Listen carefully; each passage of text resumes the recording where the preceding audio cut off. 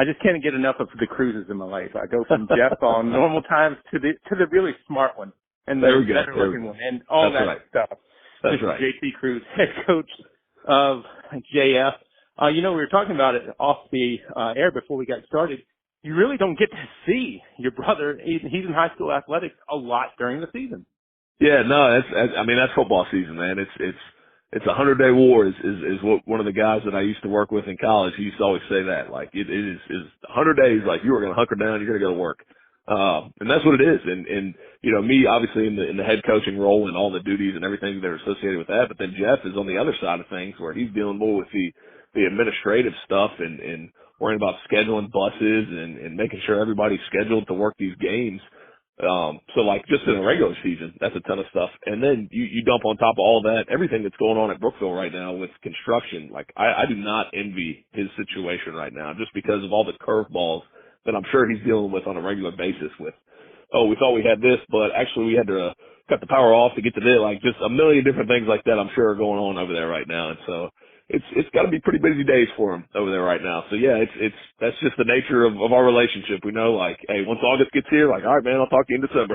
It's sad. You'll probably both talk to me more than each other, which is really yeah. Honestly, that might be the truth.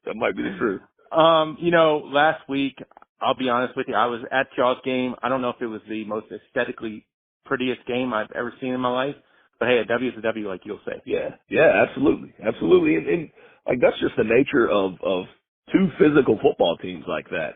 And like we talked about on Friday, I don't think it's any stretch to say that we missed some opportunities. And I'm sure if you asked them, they would say the same thing. They had some botched snaps and some missed opportunities of their own. But at the end of the day, I think it was two pretty good football teams, two very physical football teams, getting after each other. It was a game that was won in the trenches, I think, ultimately by us, but it was back and forth the whole way. I mean, they went out there and established the run game against us. They had one drive there in the third quarter where I want to say it was like 20-some plays because we got a stop and then they punted to us and we muffed the punt. They got it back and then they went on like another 12-play drive and ended up only getting 3 points out of it. So hats off to our defense there for stepping up in a big, big way to go through. I mean, it was like the whole third quarter they had the ball. To go through all that and only hold them to 3 points and then we got the ball back and we held it for most of the fourth quarter. And it was just kind of that style of game where it's 3-4 yards in a cloud of dust, so to speak. But like I told you on Friday, and whatever it takes, whoever it takes, however we got to do it, like let's find a way to win. So we weren't at our best on Friday, but our kids went out there and they found a way to win against a good Sand River football team, and I think that says a lot about where we are as a team right now. No, it's not an excuse, but I don't think everybody's at their physical best this week in terms of the sickness, the cold bug, whatever bug you want to say is going around. How much does that worry you for Friday? Yeah, I mean, it's one of those things where, like, school, we've been at it for a couple weeks now, but you get all these kids back together after having been apart for all summer, and then they get back in school and they're back in class together, and one kid gets sick, and then all of a sudden 10 people are sick. And so we went through it a little bit last week, and we're still going through it this week, where, occasionally you're going to have guys miss a day or two of practice just because they got a fever, and then they got to stay home. And so that's the nature of the beast, and we preach it all the time. It's next man up. And that's been the case for us, not only due to sickness, but due to injury as well. We've had some guys get banged up, especially in the secondary.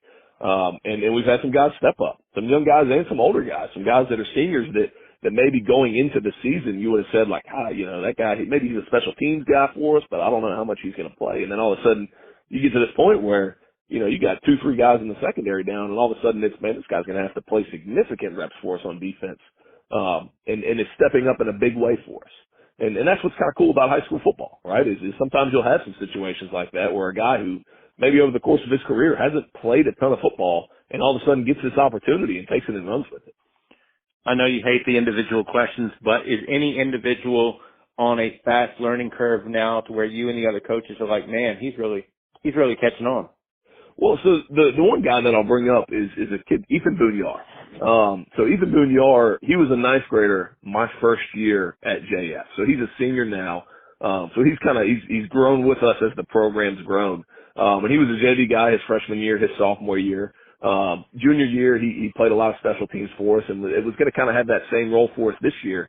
But like I mentioned, we've had some injuries in the secondary, and all of a sudden he's getting significant reps on defense and is doing a great job. And the thing that impresses me most about Ethan is not necessarily what he's doing right now as a guy who's getting reps with the first team defense, but what he's done up to his career to this point, which is being a phenomenal scout team player. And I think that's something that people don't talk enough about, like how important that is to your football team. Any football team that I've ever been a part of that's any good, like you have got to have a good scout team. And it's guys like that you can count on, right? So I coordinate the scout team offense for our first team defense. And I gotta have a handful of guys that I can count on to go out there every single day and to a certain extent get beat up a little bit, right? I mean, that's what the starting defense is supposed to do to the scout team. You hand the ball to somebody, they're supposed to get tackled in the backfield. And so to have guys that are not only willing to do that each and every day, but are like excited to go out there and do that every day. It's awesome to have one of those guys get an opportunity with the first team now and then do a great job with it. Long-winded question, and these are the words of Bob Ellis, not J.T. Cruz. Almost said, yeah, gosh, how insulting is that? But, everybody that talks to me around, it seems like they have a pecking order of the Seminole District. And they're not football coaches I'm talking to, but people have a pecking order. Brookville is not high in the pecking order right now. That might be some bulletin boards that I'm putting on the Bees wall. But Brookville did a number on Halifax. Does that worry you that your kids probably hear the same things I hear, and they're like, well, Brookville beat them easy. It shouldn't be a problem for us. I would love to be able to sit here and say, like, no, that's no problem for us at all because our kids are dialed in and they're focused. And believe me, like we're saying all the right things as a team. We're doing all the right things. And I think as much as we can preach and live in that world that we talk about every week where it's about us, it's not about the other team. It's about how we practice, how we execute, all that stuff. To say that my kids are unaware of that, like that's just me being ignorant, right? And so the first thing that we talked about with our team this week was, hey, you just watched on TV, number 5 Notre Dame get beat by Northern Illinois. Right? Do you think anybody out there thought Notre Dame was going to go down to those guys? And so anytime you step on a football field, like you're playing a game, and that other team, they practice too, and they're going to go out there and they're going to try and beat you. And so while, yeah, it's easy to say, well, this team played that team and that team beat this team by that much, and then this other team beat them by that much, and we beat this team. Like, I mean, you could play those games all day, but once it's kicked off and the lights are on and you're playing, like, it's football, and you better be ready to play. I don't care who the opponent is. And so we say all those things and we preach it over and over and over again. At the end of the day, these kids are teenagers, and so they're going to have those thoughts, and you hope that you've pushed that message with them hard enough that no matter who the opponent is, you've got to do the preparation Monday through Thursday, which to this point I feel really, really good about our week of practice. Honestly, we've had one of the best weeks of practice that we've had all year.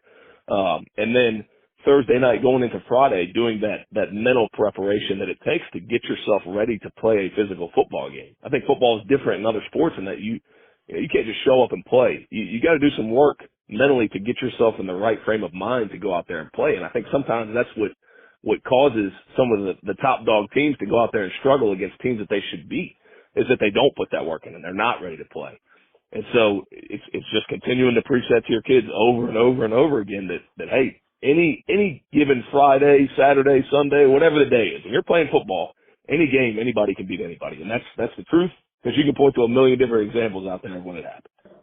Do you want football weather? Because I'll be honest with you, seeing Joey run out to help your kids stretch out a cramp is probably not your hot list. No. And Joey does a great job with our guys.